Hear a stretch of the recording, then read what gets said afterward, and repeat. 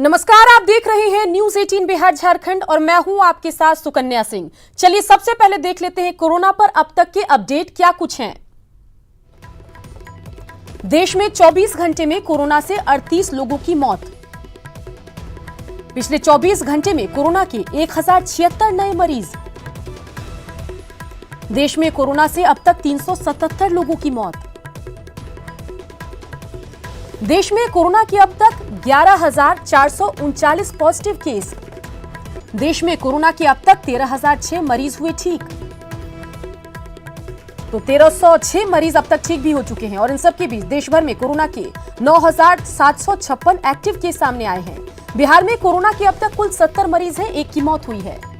झारखंड में कोरोना के अब तक 27 केस, 2 की मौत। महाराष्ट्र में सबसे अधिक 2,687 पॉजिटिव केस। महाराष्ट्र में कोरोना से अब तक 178 लोगों की मौत। कोरोना बंदी को लेकर गृह मंत्रालय का दिशा निर्देश। रेल और हवाई यातायात 3 मई तक बंद रहेंगे। सभी तरह के यातायात पर 3 मई तक रोक जारी। हॉटस्पॉट वाले इलाके में कोई छूट नहीं मिलेगी। School, college, mall, cinema hall पूरी तरह बंद रहेंगे। सभी तरह की औद्योगिक गतिविधियों पर भी रोक। सभी अस्पताल और दवा की दुकानें खुली रहेगी। खेती से जुड़े उपकरणों की दुकानें खुली रहेंगी। दफ्तर और सार्वजनिक जगहों पर मास्क लगाना जरूरी। कोरोना संकट के बीच आज केंद्रीय कैबिनेट की बैठक। और अगर बात बिहार की करें तो कोरोना संक्रमित मरीजों की संख्या 70 हो गई है। सिवान में सबसे ज्यादा 29 पॉजिटिव मरीज मिले हैं। वहीं मुंगेर में 8, पटना में 5, गया में 5, बेगूसराय में 8, गोपालगंज में 3, नालंदा में 6, नवादा में 3, लखीसराय, सारण और भागलपुर में 1-1 मरीज पॉजिटिव मिले हैं। कोरोना बंदी की वजह से दूसरे राज्यों में फंसे बिहार के लोगों के लिए दिल्ली के बिहार भवन में कंट्रोल रूम बनाया गया है। हेल्पलाइन नंबर के जरिए लोगों की मदद की जा रही है। बाहर फंसे लोगों के रहने और खाने के साथ सभी सुविधाओं का ख्याल रखा जा रहा है। अब तक करीब 10 लाख लोगों को मदद पहुंचाई जा रही है। बिहार भवन के कंट्रोल रूम का जायजा लिया सहयोगी अमितेश ने। इस वक्त हम दिल्ली के बिहार भवन के सामने मौजूद हैं। दिल्ली के बिहार भवन के अंदर यहाँ पर एक कंट्रोल रूम बनाया गया है जो कि लोगों की समस्या का समाधान कर रहा है और ख़ास तौर से वो सभी लोग जो कि बिहार के बाहर दूसरे प्रदेशों में अलग अलग जगहों पर फंसे हुए हैं या फिर वो प्रवासी मजदूर जो कि गरीब तबके के हैं और इस वक्त लॉकडाउन की अवधि में उन्हें कठिनाई का सामना करना पड़ रहा है। यहाँ से हेल्पलाइन नंबर पर वो फ़ोन करते हैं और यहाँ से सुविधा मुहैया कराई जा रही है। बिहार के बाहर रहने वाले तमाम लोगों को यहाँ से फ़ायदा पहुँच रहा है। बिहार सरकार के मुताबिक कहा जा रहा है कि 10 लाख लोगों को अब तक यहाँ से फ़ायदा मिला है जो कि देश के अलग अलग हिस्सों में किसी कारणवश फंसे हुए हैं। ऐसे ही कुछ लोग हैं बिहार के नालंदा जिले के श्यामनंदन प्रसाद और उनका परिवार जो कि तमिलनाडु के वेल्लूर में वहाँ इलाज कराने गया था लेकिन वहाँ फंस चुके हैं लॉकडाउन के चलते। उन्होंने संपर्क किया यहाँ पर बिहार भवन के अंदर जो हेल्पलाइन नंबर है उससे और वह उसके बाद तमिलनाडु के अधिकारियों से बात हुई और उसके बाद उनको राशन पानी दिया जा रहा है जो परिवार इलाज कराने पहुंचा हुआ था। तो इस तरह से बहुत सारे ऐसे केसेज हैं, बहुत सारे लोग हैं जो कि बिहार के बाहर अलग अलग जगहों पर फंसे हैं, यहाँ पर फ़ोन करते हैं, उनको ज़रूरी जो हेल्थ सुविधा है वो प्रोवाइड की जाती है। स्थानीय आयुक्त हैं उनके माध्यम से जो स्थानीय डिस्ट्रिक्ट कलेक्टर हैं उनको फ़ोन किया जाता है, वहाँ के अधिकारियों को संपर्क किया जाता है, उसके बाद राशन समेत तमाम चीज़ों की व्यवस्था कराई जा रही है। तो लगातार बिहार सरकार की तरफ से प्रयास हो रहा है। चूँकि लॉकडाउन की सीमा को बढ़ा दिया गया है, 3 मई तक कर दिया गया है जो दूसरा चरण है लॉकडाउन का। उसके बाद कहीं ना कहीं और भी ज़्यादा मेहनत करनी पड़ रही है इन लोगों को भी और अपनी तरफ से पूरी व्यवस्था की जा रही है सरकार की तरफ से कि लोगों को ज़्यादा परेशानी न हो, खास तौर से जो गरीब और वैसे मजदूर तबके के लोग हैं जिन्हें 2 वक्त की रोटी के लिए भी संघर्ष करना पड़ रहा है। कैमरामैन अप्पू पाठक के साथ अमितेश, न्यूज 18 दिल्ली। कोरोना बंदी को लेकर गृह मंत्रालय ने दिशा निर्देश जारी किया है। सभी तरह के यातायात पर 3 मई तक पाबंदी रहेगी। बिहार पुलिस मुख्यालय ने कड़ाई से सभी जिलों के एसपी को केंद्र की गाइडलाइन का पालन करने का आदेश दिया है। डीजीपी गुप्तेश्वर पांडे ने कहा कि बिहार में हालात कई राज्यों से बेहतर हैं।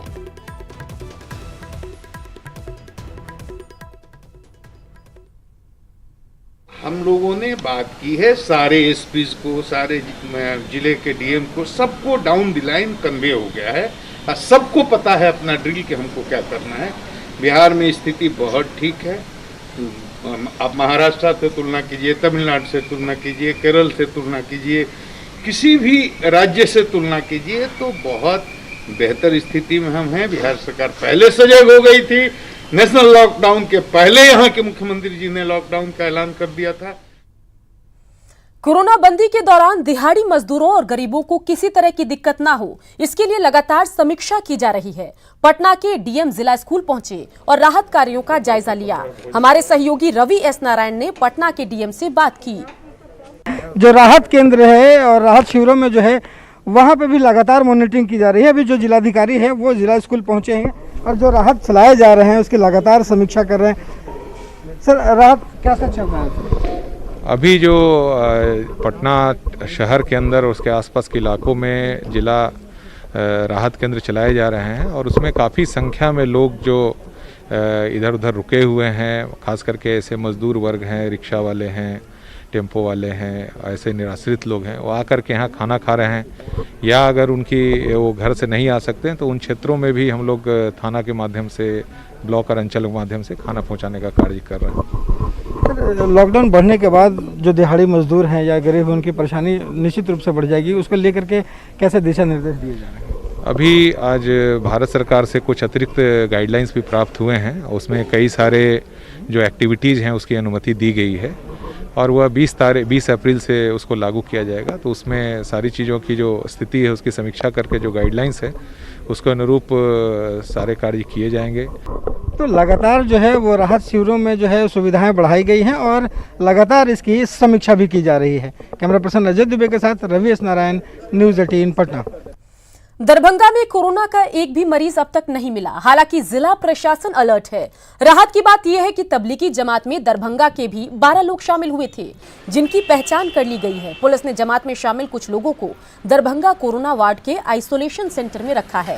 एहतियातन कुछ लोगों को उनके घर पर भी क्वारंटीन किया गया है। बिहार शरीफ में 15 मार्च के आसपास एक सभा हुई थी, इसमें काफ़ी सारे जमाती लोग पार्टिसिपेट किए थे पूरे राज्य के विभिन्न जिलों से। तो इसमें हम लोग अपने यहाँ दरभंगा में पता किए तो 12 लोग चिन्हित किए थे। उन सब की मेडिकल स्क्रीनिंग कराई जा चुकी है। उन सबको होम क्वारंटाइन में रखा गया है और अभी तक कहीं कोई ऐसा मामला प्रकाश में नहीं आया जहाँ कोरोना वायरस से संक्रमण होने की पुष्टि हो। एहतियात बरती जा रही है। कोरोना बंदी की वजह से कई कोचिंग संस्थान भी बंद हैं। सरकार की ओर से फीस लेने की मनाही है, जिससे पटना के कोचिंग संस्थानों ने, प्राइवेट स्कूलों ने अपने कर्मियों को वेतन नहीं दिया। वेतन नहीं मिलने से टीचरों की परेशानी बढ़ गई है। ऐसे में टीचरों की मदद के लिए अब एक एनजीओ आगे आया है, जिसने इन प्राइवेट स्कूल कोचिंग संस्थानों से बात कर टीचरों की मदद करने की ठानी है। इन टीचर, प्राइवेट स्कूल और एनजीओ के लोगों से बात की संवाददाता आनंद अमृतराज ने। कोचिंग के संचालक है, इनका दर्द सुनिए। सर, आप कोचिंग चलाते हैं? हाँ जी। लॉकडाउन के पहले, कोरोना बंदी के पहले क्या स्थिति थी आपकी? अच्छा खासा, मतलब कोचिंग ठीक ठाक चल रहा था। मतलब बच्चे जो ऑन एन एवरेज जो चलता है उस तरह उसका कैसे कि कोई दिक्कत नहीं थी? No problem. अब की स्थिति क्या है? अभी स्थिति यह है कि सर लॉकडाउन, हम as a citizen of India हम इस बात को सपोर्ट करते हैं कि लॉकडाउन हम लोग के लिए है और पूरी इसमें हम लोग कोऑपरेट भी कर रहे हैं। लेकिन प्रॉब्लम यह है कि हम लोग की इकोनॉमिक स्थिति बिगड़ गई। प्रोफेशनली प्रॉब्लम है, फाइनेंशियली प्रॉब्लम है। मतलब बच्चे पैसे नहीं दे पा रहे हैं? बिल्कुल। अब बच्चे आएंगे ही नहीं तो मनी जनरेट नहीं होगा। मनी जनरेट नहीं होगा तो हम लोग सपोर्ट कैसे करेंगे? लैंडलॉर्ड को रेंट देना होता है। आप कॉमर्शियली एंड रेसिडेंशियली दोनों तरफ से प्रेशर। और आपके कोचिंग में जो पढ़ाते होंगे उनको वेतन भी देना होगा? बिल्कुल। टीचर लोग भी परेशान हैं क्योंकि उनको देना पड़ता है। जो पर क्लास होता है उसके अकॉर्डिंग जो उनका रेवेन्यू बनता है उनको देना पड़ता है। लेकिन अब बच्चे से रेवेन्यू जनरेट नहीं हो रहे हैं तो हम लोग कहाँ से आगे दे पाएंगे? क्योंकि अभी क्या कोचिंग बंद है पूरी तरीके से? हाँ जी बिल्कुल, अभी तो पूरी तरह से बंद है। आपका नाम क्या हुआ? अबलीन कुमार। अबलीन कुमार। एक और है, स्कूल में शिक्षिका है और इनका दर्द भी सुनिए। प्राइवेट स्कूल की शिक्षिका है। आपका नाम क्या हुआ? मेरा नाम खुशबू सिंह है सर। खुशबू जी, क्या दर्द है आपका? सर प्रॉब्लम है कि मैं एक प्राइवेट स्कूल में टीचर हूँ और आपको भी पता है सर कि हम लोग जो हैं वो बेसिक सैलरी पे काम करते हैं। तो बेसिक सैलरी पे काम करने से हमारे घर बेसिक जगह से हमारी जितनी भी नेसेसिटीज़ है सिर्फ वो बेसिक सैलरी से हमारे काम को हम लोग उसको पूरा करते हैं। तो अभी हमारा जो वर्कआउट है उससे ये क्या हो रहा है कि हम लोग जिस स्कूल में काम करते हैं तो प्रिंसिपल का कहना है कि हमारे पास अभी बच्चे नहीं आ रहे, एडमिशन्स नहीं हो रहा, तो हम आपको पेमेंट कहाँ से करेंगे। डायरेक्टर्स जो बड़े बड़े स्कूल्स हैं, बड़े बड़ी संस्था है, वो लोग अगर तनख्वाह नहीं दे रहे हैं, छोटे मोटे नहीं दे रहे हैं, तो बात समझ में आ रही कि चलो वो खुद क्राइसिस में हो। अब कल को अगर एक बड़ा स्कूल जिसकी कैपेसिटी 1000 बच्चों की है, 500 बच्चों की है, वो अगर टीचर को 15 दिन की भी तनख्वाह नहीं दे रहे हैं तो ये उनकी मानसिक धारणा है। मतलब वो तो आप वीना जी करेंगे क्या? आपका जो एनजीओ क्या करने वाला है? हम लोग प्लान किए हैं, चूंकि हर क्षेत्र में टीम है हमारी। महिला विकास मंच की अध्यक्षा को मैंने बोल दिया है कि इस तरह का कोई भी केस आए, रिटर्न एप्लीकेशन लो, उसमें स्कूल का नाम लिखो और इसके अगेंस्ट मुहिम चलाएंगे। स्कूल के डायरेक्टर से बात करेंगे, जैसे 2-3 लोगों से मेरी बात भी हुई, उन्होंने नहीं हम दे देंगे। तो अगर मेरे बात करने से नहीं दे दे, हो सकता शर्म हो या डर हो या फिर एक मानसिक हो, तो ये मुहिम तो हम लोग चलाएंगे कि इस तरह के एप्लीकेशंस आए हमारे पास और हम उस पर वर्क करेंगे। कोई मुहिम होगा? ज़रूर होगा और हमें लगता है कि डर तो नहीं कहेंगे, मुहिम चलाने से एज ए काउंसलर हमेशा हम लोग काम करते हैं, तो ये डायरेक्टर्स का काउंसलिंग हम लोग कर देंगे बातों से ही, ताकि उनके अंदर की भी जो मानसिकता, उनको लगेगा कि अरे हमारे टीचर्स का भी परिवार है। ऐसा कुछ नहीं होना है, अगर 15 दिन की सैलरी आप दे देते हैं तो बिल्कुल। देखिए सोशल वर्कर हैं और इन्होंने एक तरीके से ठाना है कि जो लोग खासकर जो प्राइवेट स्कूल के शिक्षक हैं या फिर कोई छोटे छोटे कोचिंग संस्थान वाले लोग हैं, अगर उन्हें इस तरह की समस्या का सामना करना पड़ रहा है तो उनके समस्या को कैसे दूर किया जाए, सरकार के ऊपर भी निर्भर करता है कि ऐसे लोग जो प्राइवेट स्कूल में टीचर हैं या फिर छोटे छोटे कोचिंग संचालक हैं और या फिर वैसे मेड जिन्हें लोग अपने घरों से अभी फिलहाल जाने को बोल रहे हैं, वैसे लोग की सूद जल्द से जल्द ले। कैमरामैन मनोज के साथ आनंद अमृतराज, न्यूज 18 नेटवर्क, पटना। सरकार की तरफ से दी जा रही मदद के रुपए निकालने के लिए बैंकों में भीड़ लग रही है। ग्रामीण इलाकों से महिलाएं भी बैंक पहुंच रही है। हमारे मुजफ्फरपुर सहयोगी प्रवीण ठाकुर ने ऐसी ही कुछ महिलाओं से बात की। लॉकडाउन के बीच सरकार ने खाताधारियों को पैसा दिया है, विभिन्न मदों की ये राशि है। कहीं स्कूल मद में स्टाइपेंड की राशि है, तो फिर राशन कार्ड जिन्हें उपलब्ध है उन्हें 1000 रुपया सरकार ने लॉकडाउन की वजह से दिया है, फिर मजदूरों के खाते में भी दिया है। आप लोग कहाँ जा रहे हैं? आंध्रा बैंक जा रहे हैं पैसा लाने। अच्छा, छोड़ा के राशन पानी के लिए नहीं था, पैसा छुड़ाने सब लोग जा रहे हैं। हाँ, वहाँ तो भीड़ काफ़ी है। भीड़ है तो लौट के चलेंगे। कौन पैसा है? अथी वाला, राशन वाला 1000। हाँ। अच्छा, तो कोई कहा है कि लौट जाएगा पैसा? नहीं कहा है, खाने के लिए नहीं तो कौन चीज खाएंगे। अच्छा, तो एक कन्फ्यूजन है। इन लोगों को ये भी जानकारी मिली है कि उनकी राशि लौट सकती है, सरकार लौटा सकती है, इस वजह से भी भीड़ जुट रही है। कई लोगों का यह भी कहना है कि उन्हें खाने पीने की दिक्कत हो रही है, इसलिए वो राशि निकालना चाहते हैं। लेकिन तमाम बैंक की शाखाओं में इतनी भीड़ जुट रही है कि इस लॉकडाउन में सोशल डिस्टेंसिंग का पूरी तरह उल्लंघन हो रहा है। कैमरामैन संजीव के साथ प्रवीण ठाकुर, न्यूज 18 मुजफ्फरपुर। कोरोना बंदी के बीच हल्की बारिश ने भागलपुर नगर निगम की पोल खोल दी। शहर में कई जगहों पर पानी जमा हो गया और नाले का पानी सड़कों पर आ गया है। लोग गंदगी से होकर गुजरने को मजबूर हैं। भोलानाथ पुल के पास जायजा लिया हमारे सहयोगी राहुल ठाकुर ने। लॉकडाउन के बीच आज तेज आंधी के साथ हुई बारिश ने शहर के सफाई और जल निकासी के मामले की पोल पूरी तरह से खोलकर रख दी है। भोलानाथ पुल का यह इलाका आप देख सकते हैं कि यहाँ किस तरह की व्यवस्था है। यूं कहें कि नाले का गंदा पानी जो है वो सड़कों पर पसरा हुआ है और इस पानी से होकर लोग गुजरने के लिए विवश हैं। लॉकडाउन के बीच नगर निगम के द्वारा जिस तरह का साफ सफाई और जल निकासी को लेकर दावे किए जा रहे थे, एक हल्की सी बारिश ने जो है वह पूरी तरह से कलई खोल कर रख दी है। कितनी दिक्कत हो रही है? बहुत दिक्कत हो रही है सर, यहाँ से आने में तो बहुत दिक्कत होती है और गाड़ी बंद हो जाती है। तो अब यहाँ पे अभी लॉकडाउन चल रही है, कोई मैकेनिकल सब भी नहीं है जो ठीक हो सके गाड़ी। नगर निगम का जो क्षेत्र है, इन क्षेत्रों 2 भागों में बटा हुआ है और उन दोनों भागों को जोड़ने का काम यह भोलानाथ पुल करता है। लेकिन किस तरह की व्यवस्था नगर निगम के द्वारा की गई है वह समझा जा सकता है। तो कैमरामैन राजीव सिंह के साथ राहुल, न्यूज 18 भागलपुर। बारिश की वजह से गेहूं की फसल को नुकसान पहुंचा है। पहले फरवरी में ओलावृष्टि हुई और फिर कोरोना बंदी की वजह से कटाई नहीं हो सकी और एक बार फिर बारिश से खेतों में लगी फसल को नुकसान पहुंच रहा है। जायजा लिया मुजफ्फरपुर सहयोगी प्रवीण ठाकुर ने।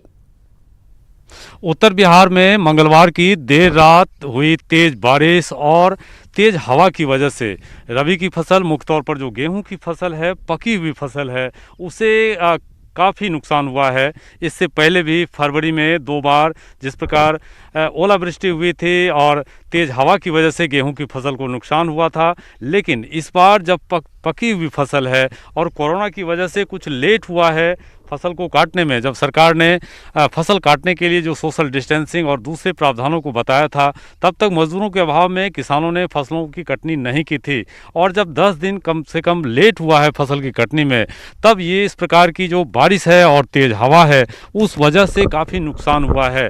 जो फसलें हैं पकी हुई वो गिर चुकी हैं खेतों में और अधिकांश हिस्सा गिरा है। क्षति तो हो गया सर, जो कटने में वो अब गिर गया पूरा, तो गेहूँ फूल जाएगा और काला भी पड़ जाएगा, तो यही से क्षति हो गया। ये तो होना ही था। इसको काटे क्यों नहीं थे? इसको नहीं काटे हैं, 10 दिन से 15 दिन से देखिए रहे हैं, सब लॉकडाउन है। अब लॉकडाउन की वजह से कौन काटेगा, कौन आएगा इधर काटने के लिए। बीती रात की जो तेज बारिश है और जो इस प्रकार की क्षति हुई है, किसानों की कमर तोड़ दी है। पहले ही नीतीश सरकार ने तकरीबन 577 करोड़ रुपए रबी के किसानों के लिए मुआवजे के तौर पर जारी किया था, लेकिन एक बार फिर किसानों की निगाहें सरकार की ओर टिकी है। कैमरामैन संजीव के साथ प्रवीण ठाकुर, न्यूज़ 18 मुजफ्फरपुर। कोरोना संकट में गया के भी किसानों की समस्या बढ़ गई है। जिन सब्जियों को बेचकर इन किसानों की गुजर बसर होती है, वो सब्जियां कोरोना संकट में खेतों में ही सड़ रहे हैं। वजह है कि खेतों में लगी सब्जियों को बाजार नहीं मिल पा रहा। महज 10 से 15 रुपए में इन किसानों को सब्जियां बेचनी पड़ रही है। हालांकि विभागीय मंत्री ने परेशान इन किसानों को मदद का आश्वासन जरूर दिया है। बहुत दिक्कत हो रही है। हमानी के चाउर गेहूँ महंगा हको खरीद के खाए पा रहो, सर सब्जी सब एकदम गनौरा होल हो। एकरा में दावा दे भी पड़े थो, खाद दे भी पड़े थो, मेहनत कर ही पड़े थो, पानी दे भी पड़ रहा है या कुछ न मिल रहा है। परोर है ये 10 रुपये किलो है, बैगन है 6-7 के बैगन है, भिंडी है 12-13 के है, टमाटर है 8-9 के है। इससे तो नुकसान, हाँ नुकसान बहुत हो रहा है। सरप्लस जो बच जा रहा है जा करके उसकी समीक्षा कराएंगे और समीक्षा करा के उन जिलों में देखेंगे कि जहाँ उसका नीड ज़रूरत है, जिन जिलों में नहीं वहाँ भेजने का व्यवस्था होगा। उससे सरप्लस, जब राज्य से सरप्लस हो जाएगा तो हम राज्य के बाहर भी भेजने की व्यवस्था करेंगे। इसी बात चल रही है। न्यूज़ 18 बिहार झारखंड ने ऑटो वाले की समस्या काफी प्रमुखता से दिखाई थी। कोरोना बंदी में ऑटो वाले कितने मजबूर हैं, कितने परेशान हैं, खबर दिखाने के बाद इसका खासा असर हुआ। जिला प्रशासन की तरफ से अब इन्हें राहत सामान दी जाने लगी है। पटना स्टेशन के ऑटो स्टैंड में जिला प्रशासन की तरफ से ऑटो वालों को राहत सामान बांटी जा रही है। सुनील कुमार गर्दन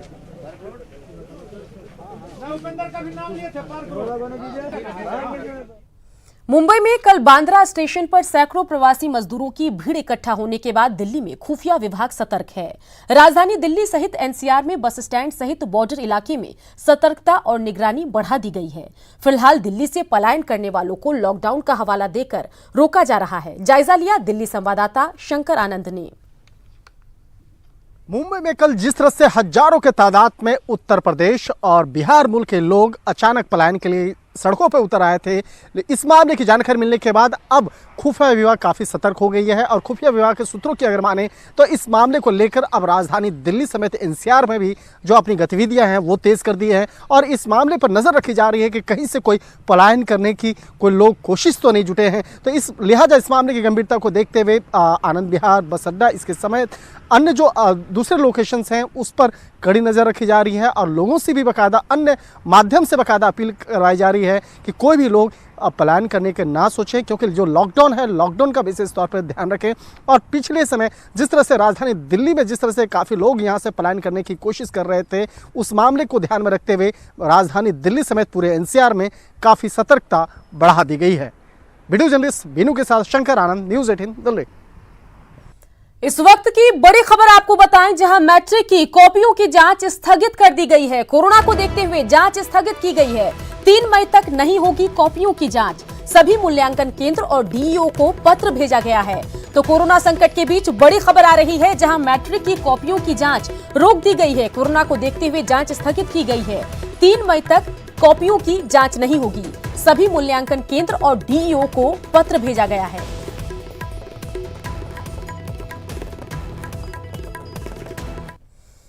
आप न्यूज 18 सिर्फ 10 पैसे में पूरे महीने देख सकते हैं। आज ही अपने डीटीएच या केबल ऑपरेटर से संपर्क करें या फिर ऑनलाइन सब्सक्राइब करें। साथ ही इस बुलेटिन में इतना ही। बिहार झारखंड की बाकी खबरों को देखने के लिए आप लॉगिन कर सकते हैं हमारी वेबसाइट news18bihar.com पर और झारखंड की खबरों के लिए लॉगिन करें news18 झारखंड.com पर।